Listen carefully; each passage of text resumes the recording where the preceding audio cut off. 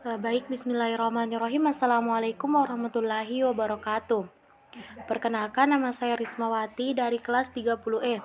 Dalam video kali ini saya akan membahas tentang pramuka untuk memenuhi tugas dari mata kuliah PKPD 1. Yang pertama yaitu sejarah pramuka. Nama dari pendiri gerakan pramuka adalah Baden Powell yang hingga saat ini diterapkan sebagai bapak pandu sedunia. Karena ialah yang mendirikan kegiatan pramuka dan mengembangkannya hingga menjadi sekarang ini. Awalnya Baden Powell mengikuti acara kema di tahun 1007 silam yang dilakukan selama 8 hari. Mulai dari situlah Bapak banyak pemikiran baru yang akhirnya menghasilkan kegiatan atau gerakan baru bernama pramuka. Tahun berikutnya, ia pun menulis buku yang isinya adalah tentang prinsip dasar dari kepramukaan. Setelah itu, buku tersebut terbit, maka muncullah gerakan pramuka yang kita kenal sampai saat ini. Sejak itu, mulailah bermunculan organisasi pramuka yang juga dikenal di negara lainnya selain Inggris, termasuk di negara Indonesia sendiri.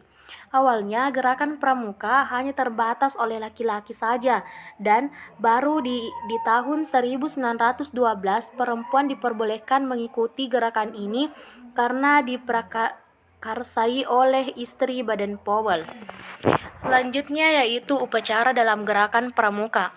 Upacara dalam gerakan pramuka merupakan suatu media pendidikan untuk meningkatkan kedisiplinan dan jiwa kepemimpinan anggota pramuka. Jenis-jenis upacara dalam gerakan pramuka yaitu ada 3. 1. Upacara umum yang dilakukan sesuai dengan aturan yang berlaku seperti upacara pada hari Senin. Upacara yang kedua yaitu upacara pembukaan latihan upabuklat.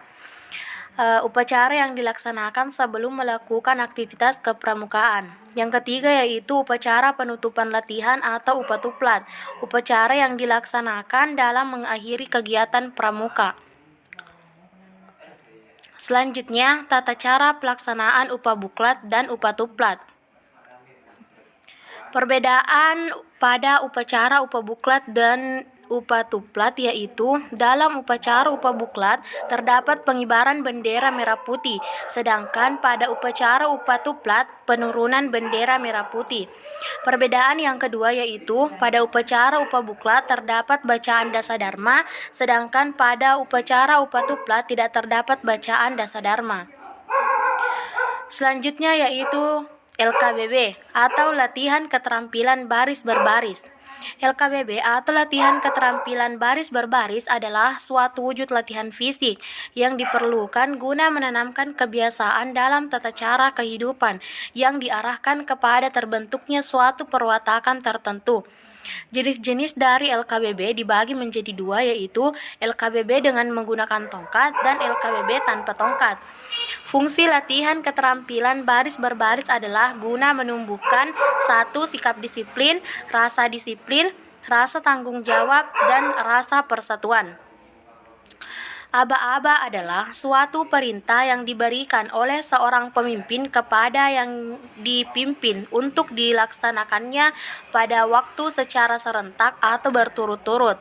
Macam-macam aba-aba ada 3 yaitu 1. Aba-aba petunjuk. Aba-aba petunjuk digunakan hanya jika perlu untuk menegaskan maksud dari aba-aba peringatan atau pelaksanaan.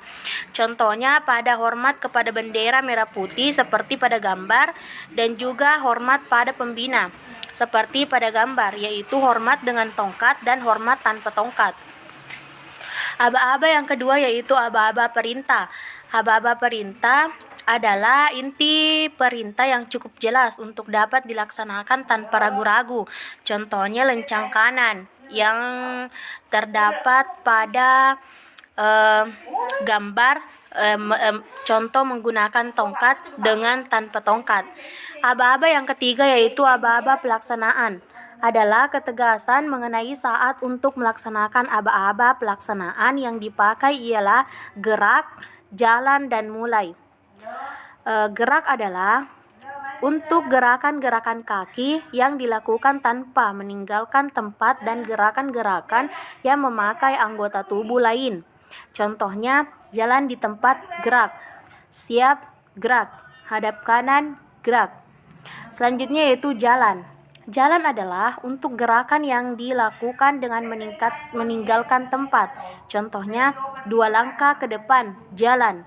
1 langkah ke depan, jalan. Selanjutnya yaitu mulai. Mulai adalah untuk dipakai pada pelaksanaan perintah yang harus dikerjakan berturut-turut, seperti berhitung, mulai. Selanjutnya yaitu simpul dan ikatan.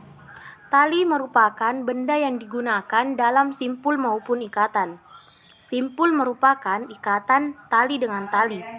Ikatan merupakan ikatan antara tali dengan benda, misalnya ikatan antara tali dengan 2 tongkat.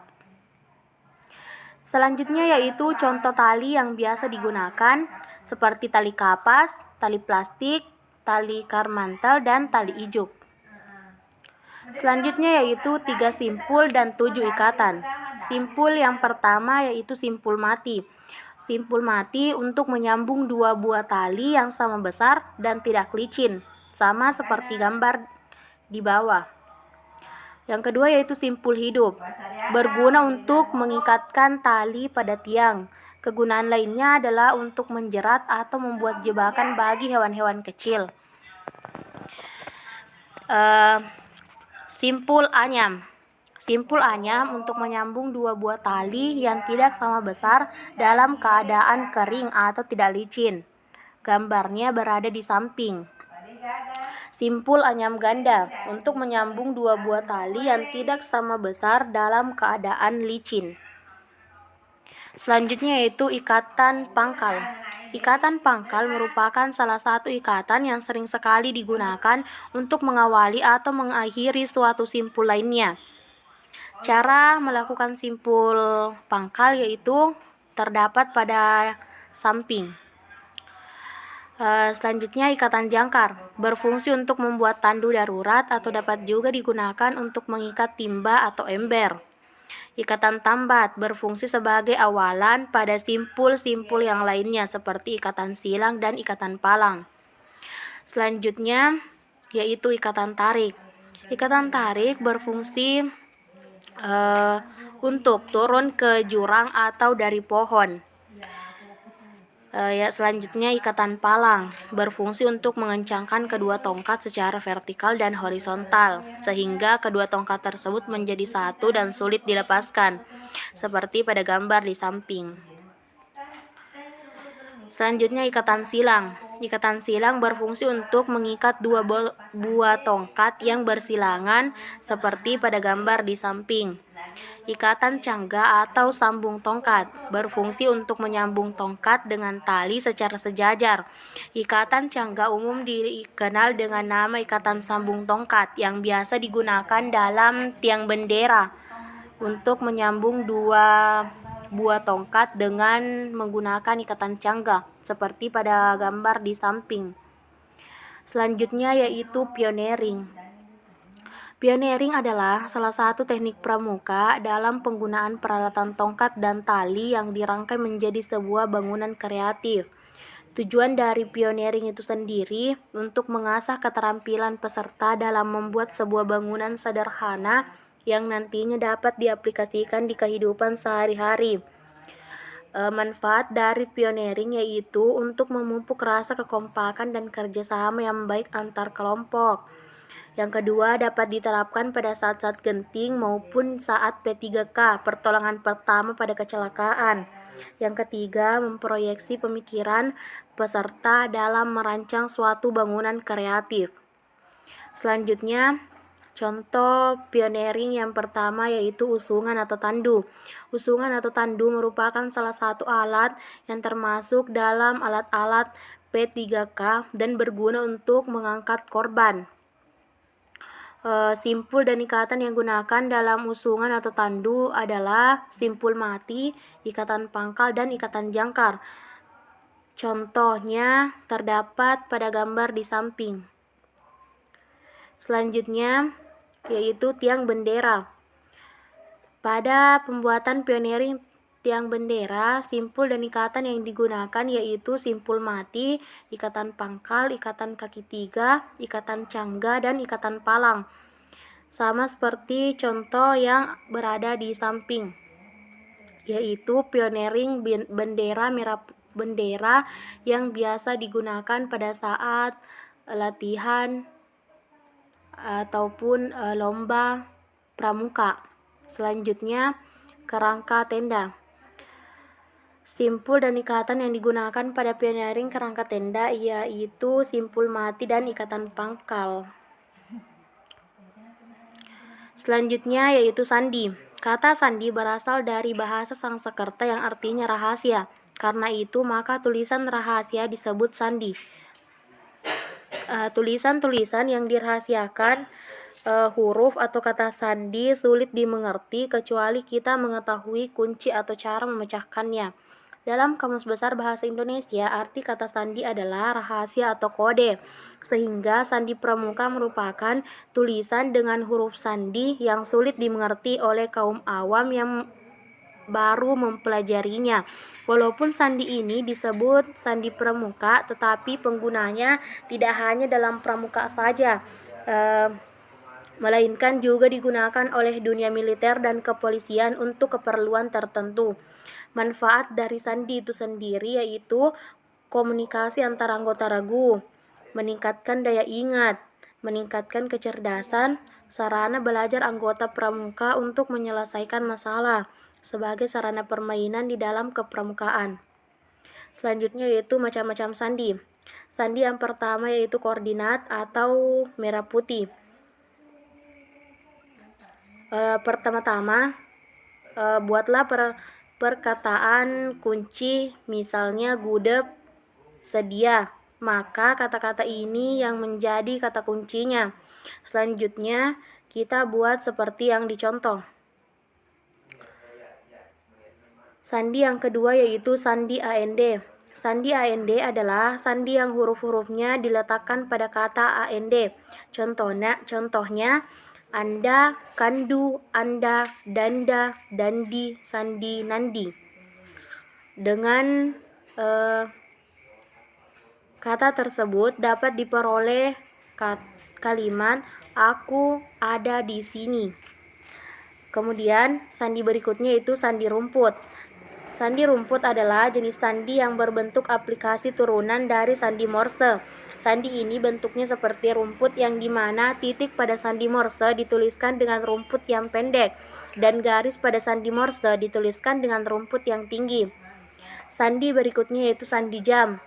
Sandi jam adalah sandi yang dibuat dengan menentukan waktu tertentu yang menjadi patokannya. Contohnya pada pukul 6.00 menunjukkan huruf A, maka bila beda waktu yang digunakan adalah setiap 5 menit, sehingga pukul 6:05 akan menunjukkan huruf B, dan begitu pula seterusnya. Beda waktu yang digunakan bisa bervariasi, bisa 10 menit, 15 menit, 30 menit, dan lain sebagainya. Selanjutnya sandi angka atau nomor. Sandi angka dalam pramuka adalah sandi yang memberi penomoran pada masing-masing alfabet. Huruf A artinya 1, huruf B artinya 2, dan begitu pula seterusnya. Contoh penulisannya yaitu seperti kata pramuka, maka bisa dituliskan dengan nomor 16, 18, 1, 13, 21, 11, dan 1. Sandi berikutnya yaitu sandi kotak 1. Dinamakan sandi kotak 1 karena terdiri dari huruf-huruf yang menjadi kode dalam sebuah kotak berbentuk menyilang dan vertikal horizontal yang terdiri dari 9 kotak. Masing-masing dalam kotak vertikal horizontal terdiri dari 2 huruf. Keduanya terletak pada titik yang menyertai huruf kedua dari setiap kotak. Penggunaan sandi kotak 1 adalah dengan cara memecahkan kotak baik yang berbentuk vertikal horizontal maupun yang menyilang. Sandi kotak 1 terlihat pada gambar di samping. Selanjutnya sandi kotak 2. Sama dengan sandi kotak 1, hanya saja sandi kotak 2 ini dalam satu kotak diisi oleh 3 huruf alfabet. Jadi untuk membedakannya bisa kita lihat dari model titik yang ada, dan juga pada sandi ini hanya terdapat satu kotak yang berbentuk vertikal horizontal.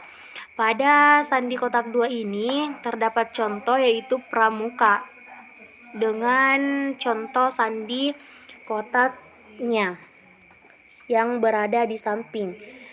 Selanjutnya sandi kotak 3. Jika dibandingkan dengan sandi kotak 1 dan sandi kotak 2, sandi kotak 3 ini termasuk sandi yang unik dan lumayan rumit.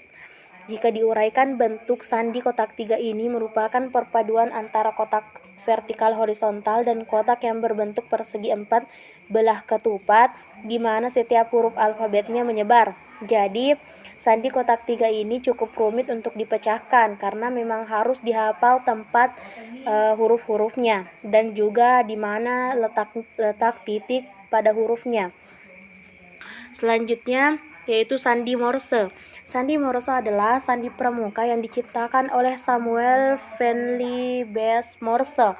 Sandi ini terdiri dari kumpulan titik dan garis yang berbentuk suatu huruf atau kalimat. Aplikasi pada sandi ini digunakan untuk membentuk sandi yang lainnya.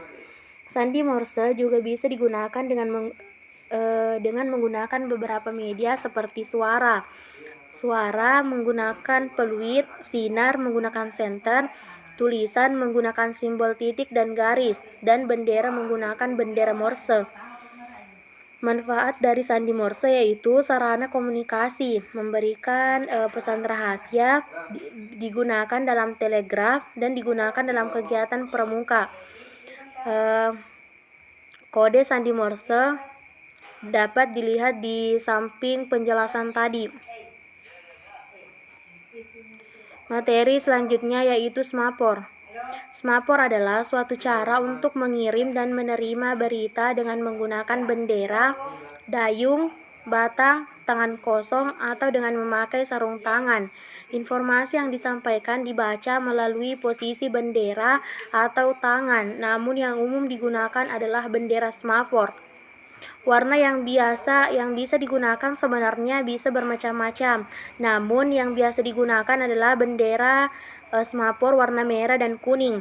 Adapun bendera semapor yang digunakan ada 2, yang masing-masing ukurannya 45 x 45 cm.